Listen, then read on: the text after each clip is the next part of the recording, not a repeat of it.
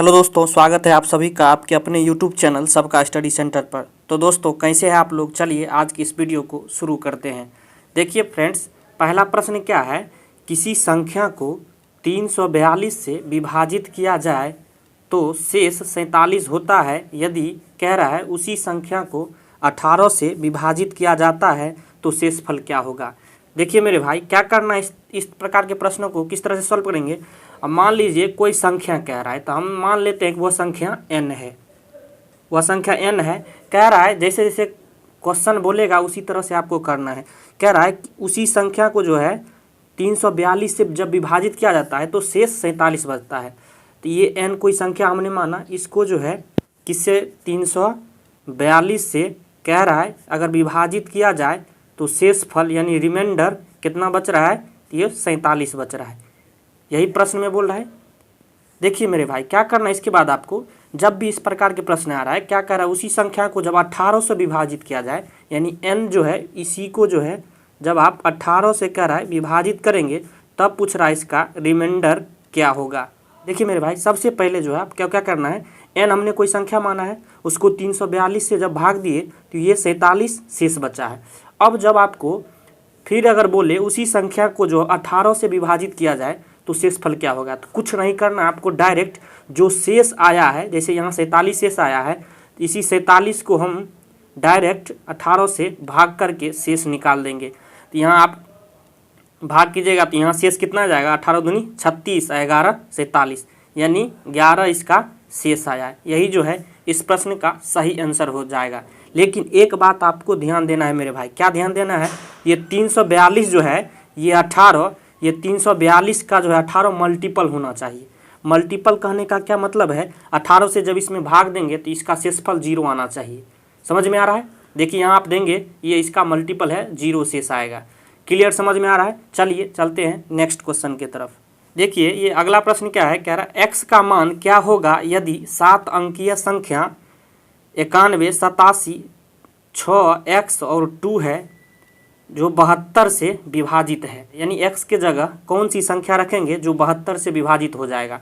ये देखने में थोड़ा कठिन लग रहा है कि आपको लगता होगा कैसे सॉल्व होगा। भाई देखिए किस तरह से सॉल्व करेंगे, आप आसानी से सॉल्व कर पाएंगे। किस तरह से, देखिए आप जो है ये 72 जो कह रहा है, तो 72 का जो है आप क्या करिए, सबसे पहले इसको जो फैक्टर में 2 फैक्टर में तोड़ लीजिए, यानी 8 और गुने 9 कर लेंगे।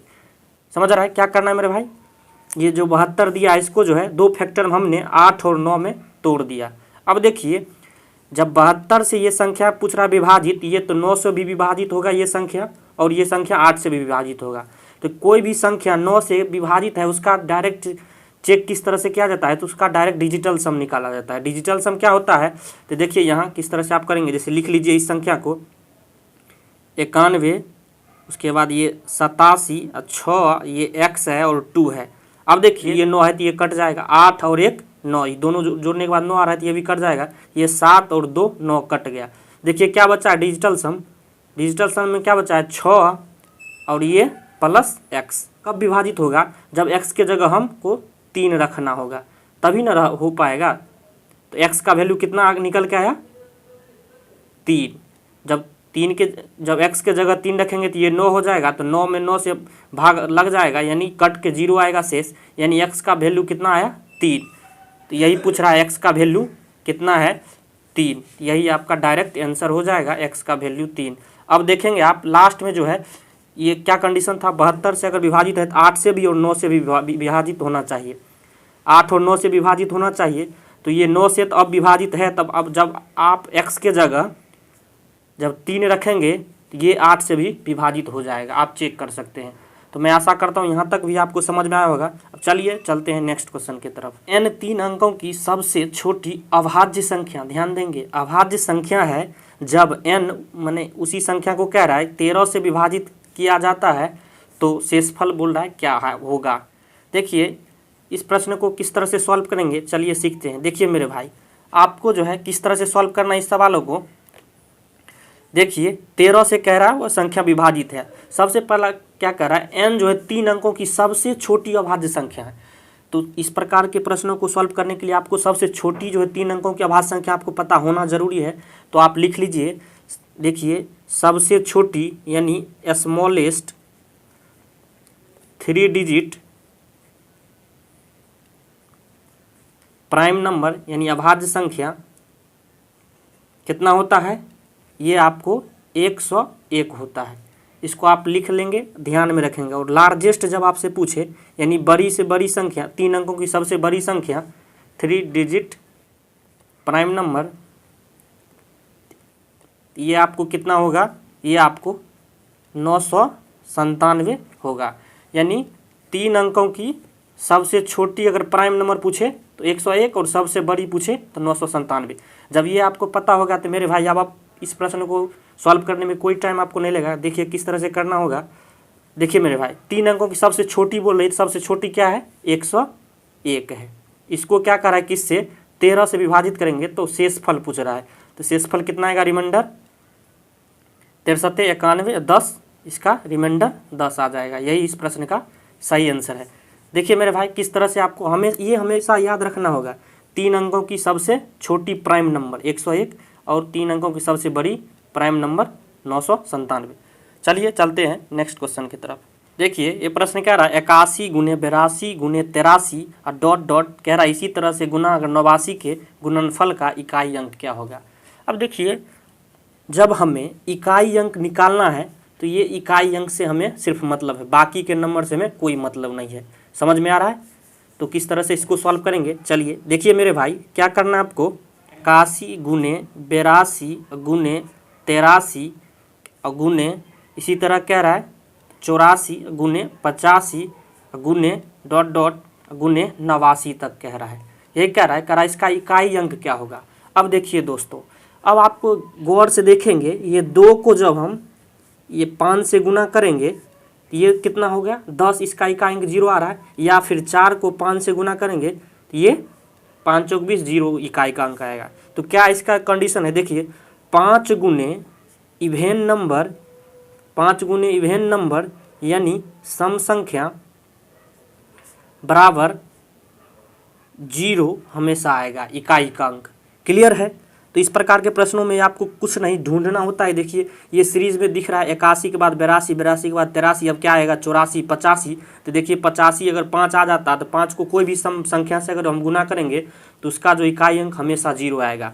इसी तरह जब 5 को जो हम ऑड नंबर यानी कि विषम संख्या से जब भी गुना करेंगे ये हमेशा इसका इकाई का अंक 5 ही आएगा।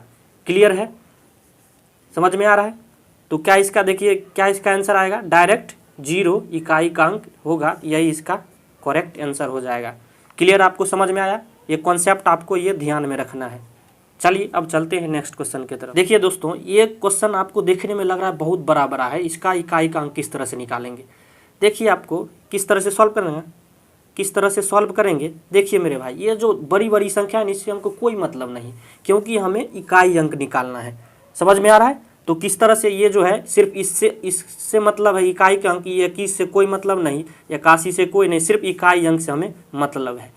तो उसको अलग अलग लिख लेंगे। देखिए 7 पर पावर कितना है 413 गुने, ये हमेशा इस सब को हटा दीजिए, सिर्फ इकाई अंक को आपको लिखना है। तो 9 पर पावर 547 गुने 4 पर पावर ये कितना है 624 गुने इसका भी सिर्फ एक इकाई अंक लेंगे 2 पर पावर 812।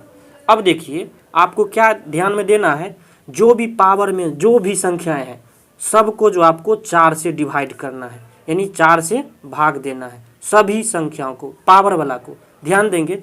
अब देखिए जब भी आप 4 से भाग देंगे उसका और शेषफल हमको लिखना है, और वो भी पूर्णांक में, दशमलव में नहीं, हमेशा शेषफल लिखना है।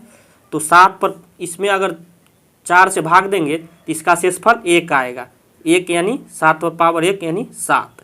क्लियर है। फिर 9 पर पावर इसमें अगर हम भाग दे रहे हैं इसका भी शेषफल 1 आएगा, तो ये 9 पर पावर 1 यानी 9 हो जाएगा। अब देखिए 4 पर पावर अगर यहाँ देखिएगा, यही चीज़ तो आपको ध्यान देना है, जब भी पावर वाला संख्या को जब हमने 4 से डिवाइड किया, जब शेषफल 0 आए तो ये पावर के रूप में ये स्वयं ये 4 ही आ जाता है। क्लियर है, यही आपको एक कंडीशन ध्यान देना है। फिर 2 पर पावर ये जो फिर इधर यहाँ 4 से अगर भाग देंगे ये इसका भी शेषफल 0 आएगा, तो ये 2 पर पावर ये 4 ही स्वयं आ जाना है। सिर्फ यही एक कंडीशन को याद रखना है। बाकी कोई भी आपको नंबर पावर के रूप में कितनी बड़ी भी क्यों ना हो, हमेशा 4 से डिवाइड करेंगे और उसका शेषफल आपको लिखना है। एक बात आप ध्यान देंगे, शेषफल 3 से तो कभी बड़ा नहीं हो सकता है। कोई भी संख्या अगर हम 4 से अगर भाग देंगे तो शेषफल मैक्सिमम 3 ही आएगा। क्लियर है। अब देखिए क्या करना है, 9 सत्ते 63 गुने 4 पर पावर 4 देंगे तो ये कितना आएगा, ये जो है आपको इसका इकाई अंक कितना आएगा 6, इसका भी इकाई अंक 6। अब देखिए इकाई अंक से मतलब है 3 और 6 गुना करेंगे, 6 6 36 6 आएगा, 6 को फिर 3 से गुना करेंगे 18, यानी 8 से सिर्फ मतलब है आपको, यानी इसका इकाई अंक कितना आएगा 8। यही इसका करेक्ट आंसर हो जाएगा 8। तो ऑप्शन देखेंगे, ऑप्शन डी सही है। तो दोस्तों यह वीडियो आपको कैसा लगा, अगर यह वीडियो आपको अच्छा लगा हो तो एक लाइक ज़रूर कीजिए। चलिए मिलते हैं नेक्स्ट वीडियो में, तब तक के लिए जय हिंद जय भारत।